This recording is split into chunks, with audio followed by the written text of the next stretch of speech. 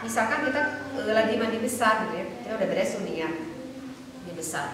Oh ternyata kita melihat ada sedikit anggota badan, misalkan kita gulur-gulur gitu.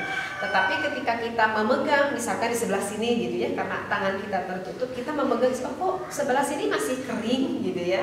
Oh itu bagaimana? Ya udah, kita nggak perlu repot, kita ambil saja air, basuh saja kita sempurnakan.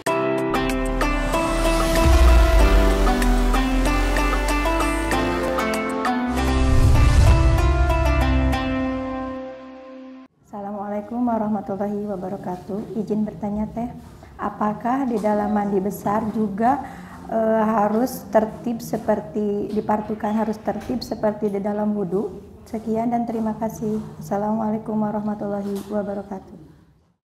Waalaikumsalam warahmatullahi wabarakatuh. Bismillah, alhamdulillah, wassalatu wassalamu ala rasulillah.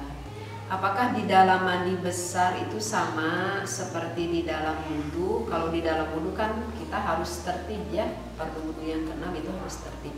Bagaimana kalau di mandi besar, ada tidak harus tertib? Tidak ada Bu, karena kalau fardunya mandi besar itu hanya dua. Yang pertama itu adalah niat, yang kedua adalah meratakan seluruh badan kita. Jadi mengalir air ke seluruh badan kita. Jadi di dalam fardu wudhu, di dalam kitab Fasyifatus saja juga tidak ada tuh harus tertib seperti itu ya. Jadi intinya kalau misalkan kita dari wudhu, kalau wudhu kan yang pertama kita basuh, yang terkena air itu adalah muka kita. Sehingga kalau tangan kita misalkan itu kan biasa karena tidak tertib. Tetapi kalau misalkan di dalam mandi besar gitu ya, kalau di dalam mandi besar nggak disyaratkan yang pertama harus terkena air, misalkan kepala dulu gitu ya, lalu badan misalkan, lalu tangan, lalu kaki, nggak ada gitu. Jadi kalau di mandi besar itu mau yang pertama terkena air kepala kita boleh.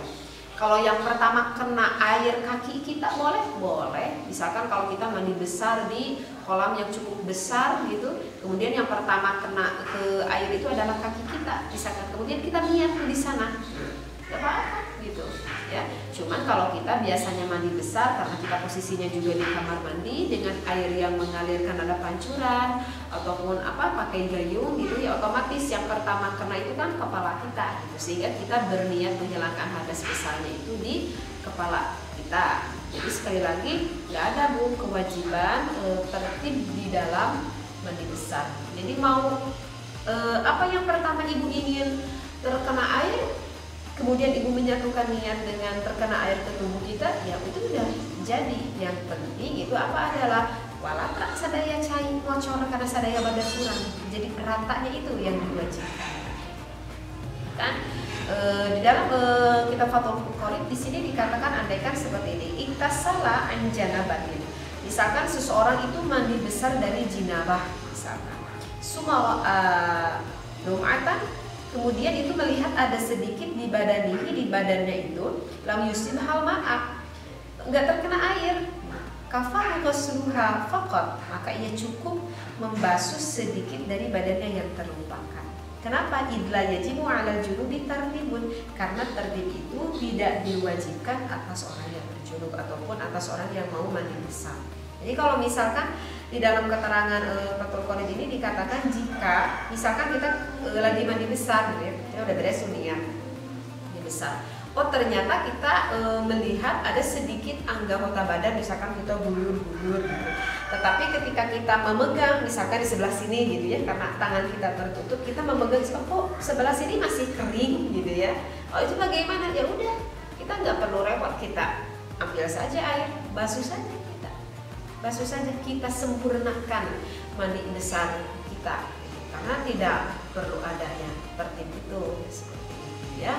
Jadi cukup kita basuhkan saja kembali sehingga merasa yakin hati kita bahwa air ke tubuh kita itu semuanya sudah merata, sudah mengalir seperti itu ya. Jadi jawabannya apa Bu tadi? Jawabannya tidak ada di dalam mandi besar itu harus tertib seperti itu ya.